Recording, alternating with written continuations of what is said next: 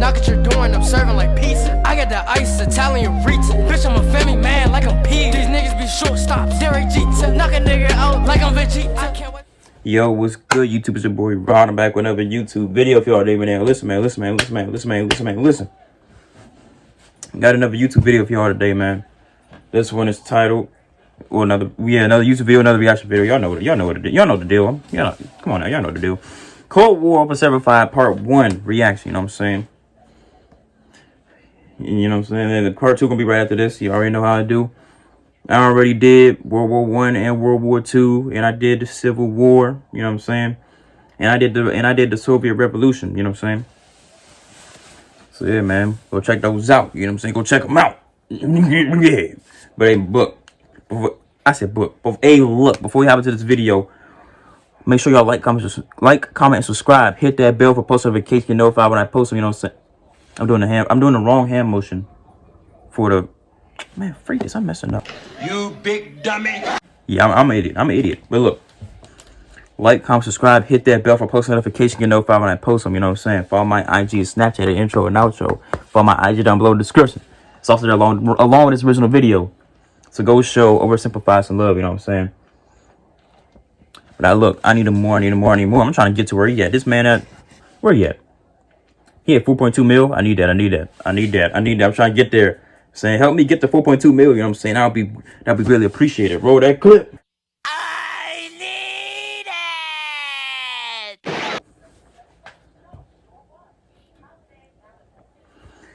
But hey, man, with all that being said, let's hop into this video.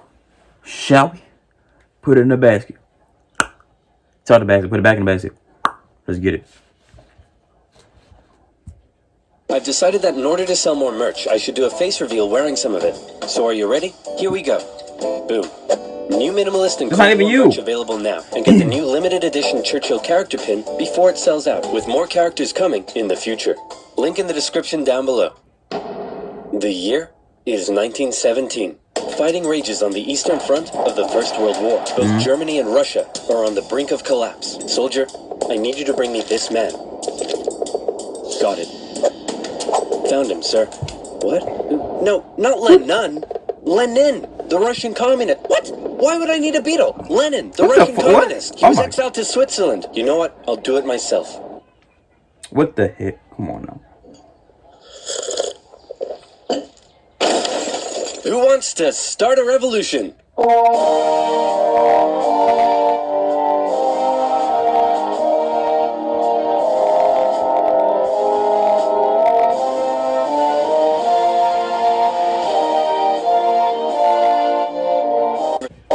The Germans put Lenin on a train and sent him all the way back to Russia, hoping he and his mates would create an internal crisis. And create an internal crisis they did. The government was overthrown, and Lenin was in charge. He immediately pulled out of the First World War, made the country communist, started a 3-year-long civil war, got shot, broke the economy, caused a famine, and then he died. On his deathbed he said, "Hey man, tell whoever's in charge of giving people jobs not to let that jerk Stalin become the next leader."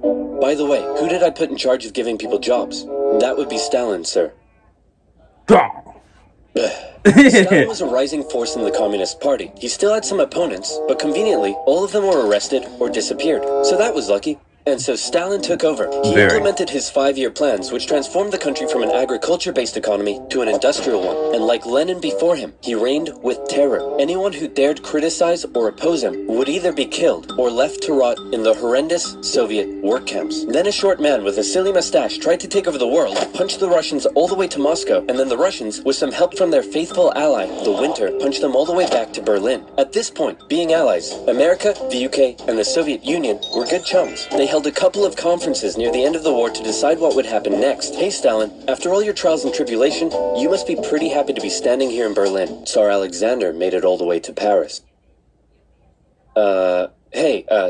Just give me a second.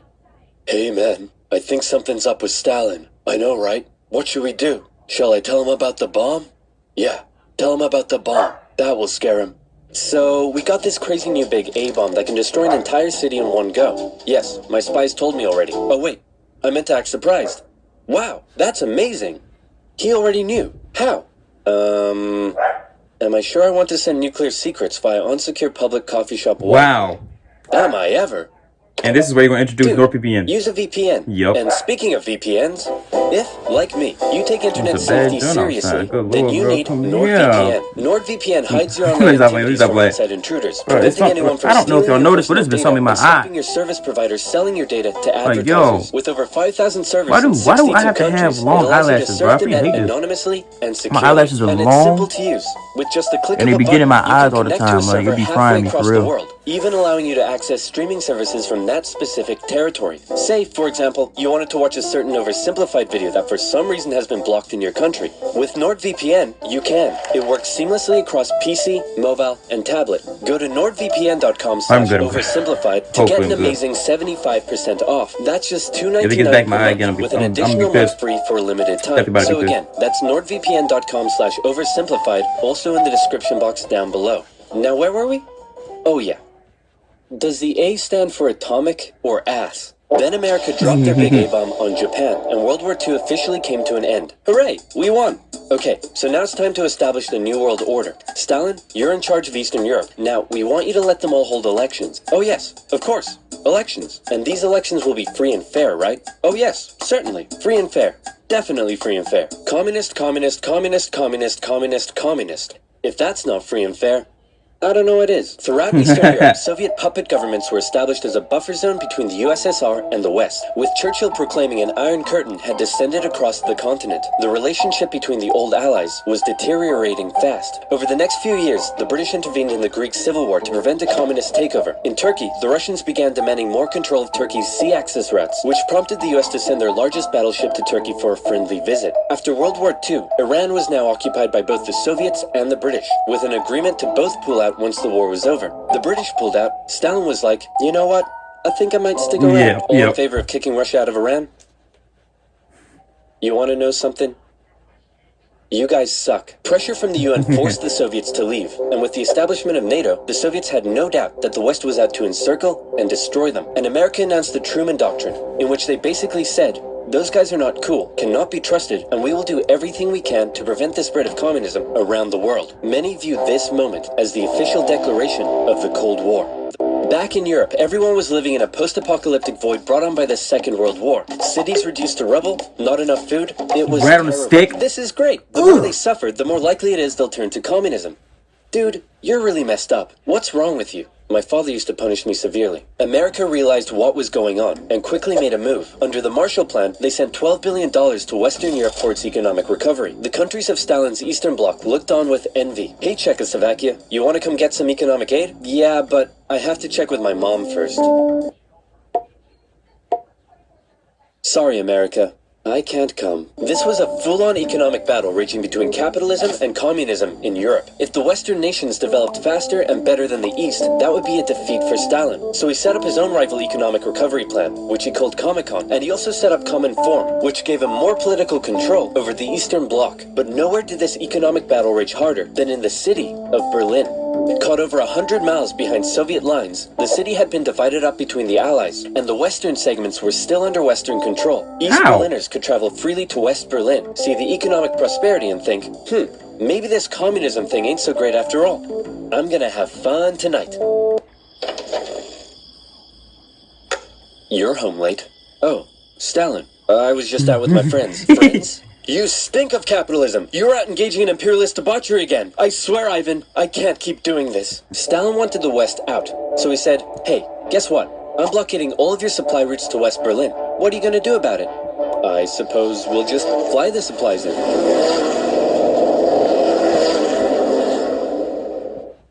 Alright, Truman. You in this round. The Berlin airlift was an incredible undertaking and a major success for the Western Allies, and Stalin ended his blockade of West Berlin. His aggressive actions worried the West, but not as much as this did.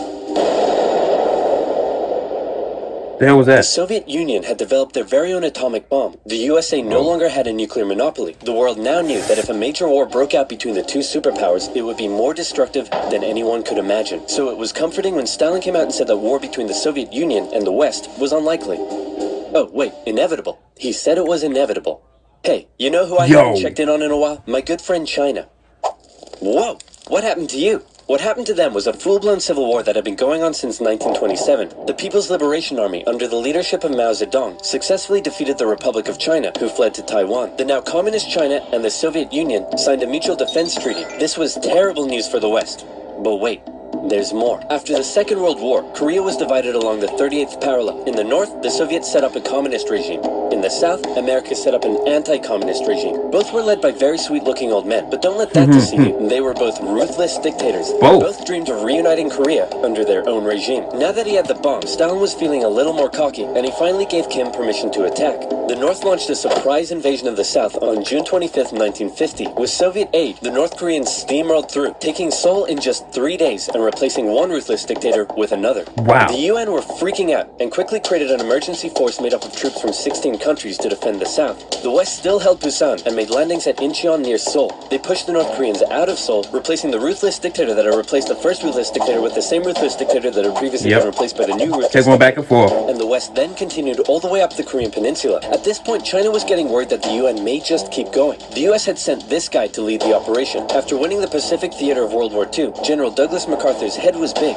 and his balls were bigger. He reassured President Truman that there was absolutely no way at all that the Chinese would ever get involved. Meanwhile, 500,000 Chinese troops were crossing into Korea. Nuke 'em. No. Nuke 'em. No! Oh, come on! You're fired. The US considered the nuclear option, but now that the Soviets also had the bomb, they didn't want to risk all-out global destruction. The communists pushed the West right back almost to the exact same spot they had all started from, and they ended up in a stalemate, where they remained until both sides finally agreed to work towards a peace settlement in 2018. Back in America, Americans decided they wanted a new president who would be tough on communism, so they elected famed World War II General Eisenhower, who was really hard to draw.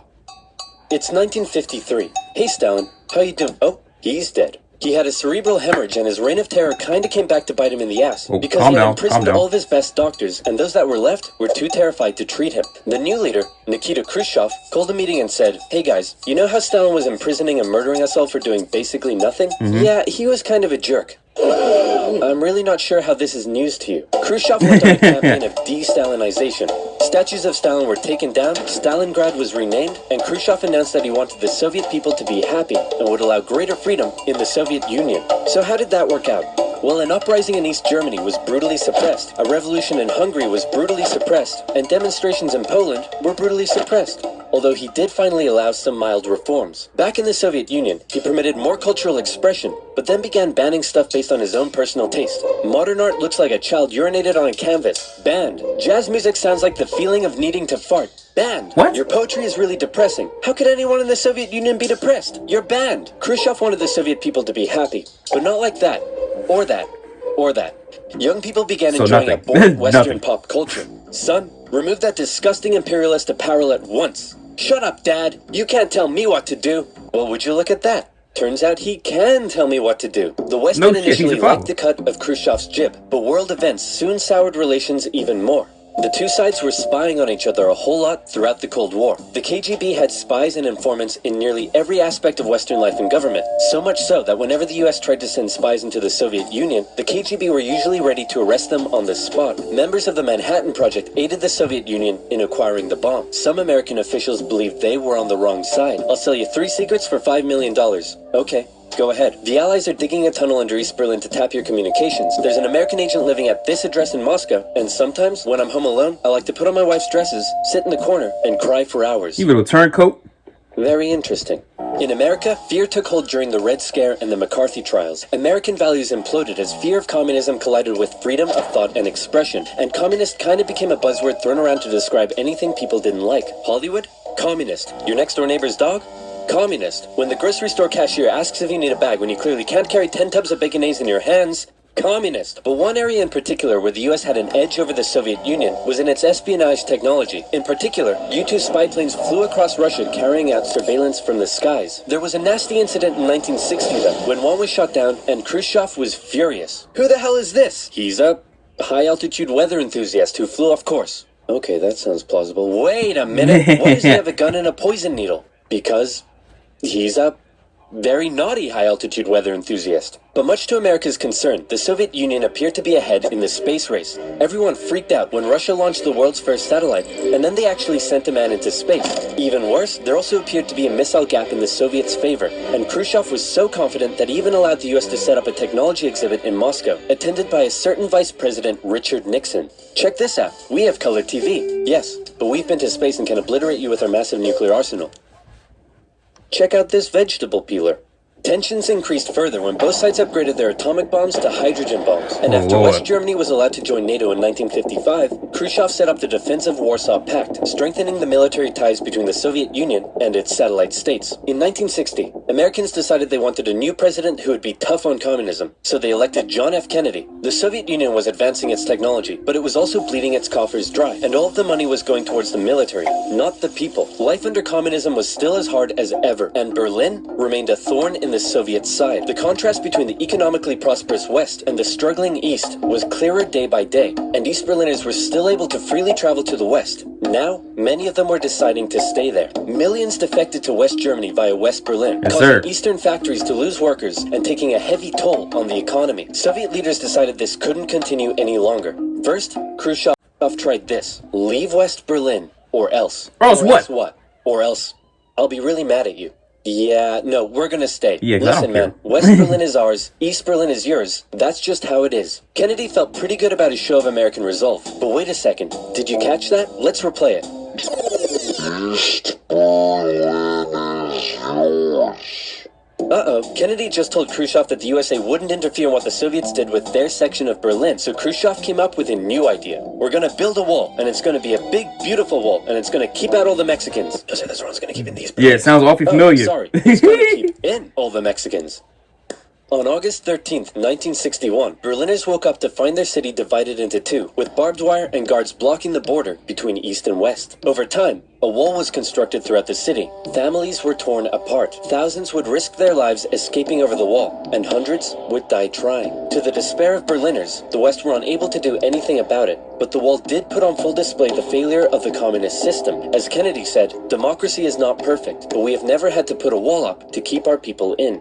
As part of the agreement between the two sides, U.S. diplomats were still allowed to travel to East Berlin. But suddenly, East Berlin crossing guards started giving them the business, and Kennedy was like, nah-uh. In October, the U.S. rolled tanks up to the crossing point at Checkpoint Charlie as a show of strength. The Soviets did the same, and the two were in a standoff. They stayed like that for 16 hours, and the world braced for nuclear Armageddon. Thankfully, though, Kennedy called Khrushchev directly and was like, hey man, this is getting way too hot. How about you back your tanks up by an inch and we'll do the same? Sounds good. Okay, how about you back your tanks up by another inch and we'll follow suit? Alright, hey, you want to do another inch? And they both very slowly inched away from the apocalypse. Phew, let's hope that's the biggest crisis of my presidency.